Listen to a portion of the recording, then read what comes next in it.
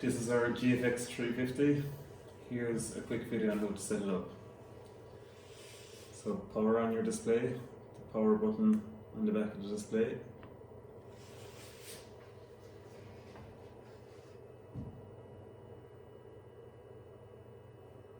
So when the display powers up, it'll bring you onto your home screen. So click on Precision IQ.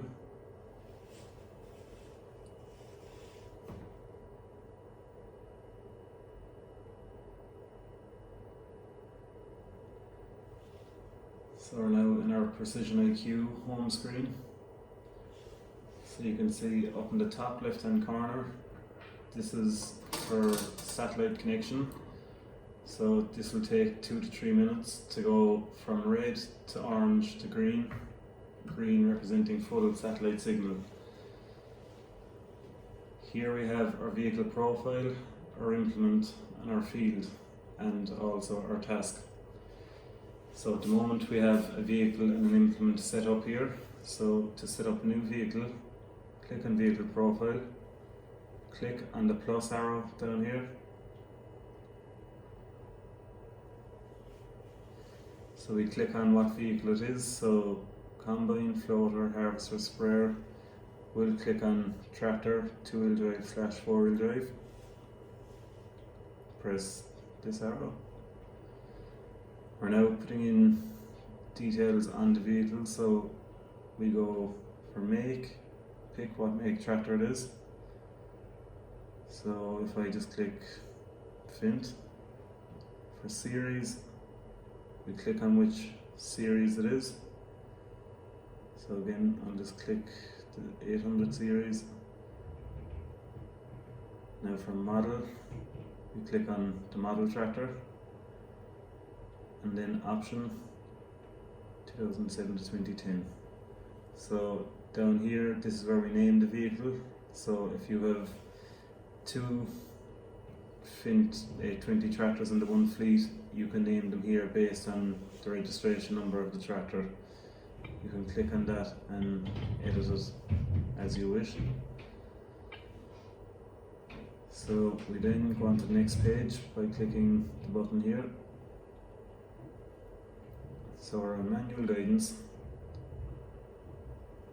this is where we input our measurements for the tractor. So you can see antenna height number 1 represents the height from the ground to the antenna on top of the roof of the tractor. Number 2 is from the offset from the center of the tractor from the pickup pitch to your antenna. We would try and keep the nav 500 receiver on the center of the roof of the tractor. Rear axle to antenna, number 3, you can see from the center of the rear axle to the center of your antenna. So input the measurements. You have the same measurements here, 4, 5, 6 and 7.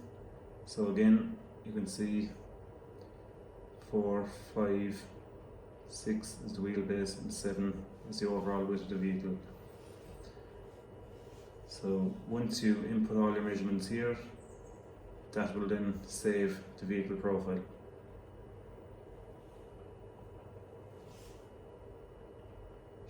So we're now setting up an implement. So click on your implement tab.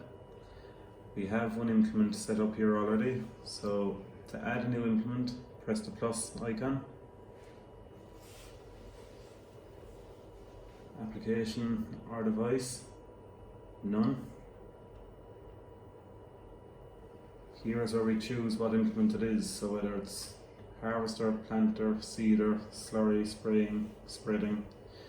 So here I'll set up another fertilizer spreader, so I'll click on spreading. Is it a pull type spreader or a self-propelled spreader?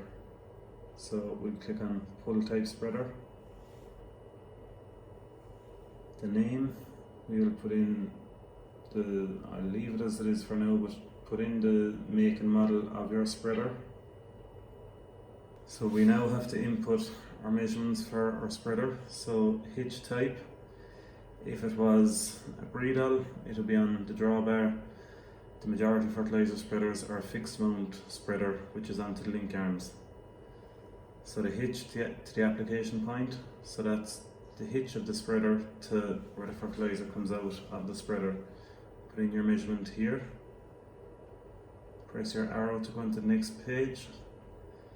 We then have to put in our application width, which is the width our spreader is spreading, our swart width, our overlap or skip. If you want to set for spreading fertilizer a 6 or an 8 inch overlap, your left right offset. So if it's a fertilizer spreader, the majority of the time, if it's mounted on the link arms, there won't be any offset. The physical width of the implement and the physical length of the implement. So once you input the measurements here and click this button, it'll then save that implement. So we now have